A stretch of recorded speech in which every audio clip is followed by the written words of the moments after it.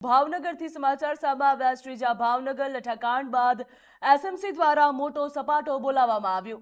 Duplicate દારૂના નેટવર્કનો એસએમસીએ પર્દાફાશ કર્યો, જ્યાં ડુપ્લિકેટ દારૂ કેસમાં 13 આરોપીઓને ઝડપી પાડવામાં આવ્યા છે. કુલ 21 આરોપીઓ સામે ગુનો દાખલ કરવામાં આવ્યો, જેમાં 13 લોકોની ધરપકડ કરવામાં આવી છે. જ્યાં વરતેજ પોલીસ સ્ટેશન વિસ્તારમાંથી કડી બહાર આવી હતી. રોયલ સ્ટેગના સ્ટીકરવાળી બોટલોમાં નકલી દારૂ છે તેવું તેમના દ્વારા કહેવામાં આવ્યું છે, જ્યાં બોટલોમાં વધુ માત્રામાં મેથેનોલ હોવાનો ખુલાસો પણ થયો છે. કેમિકલ અને કલરનો જથ્થો એસએમસીએ કબજે કર્યો.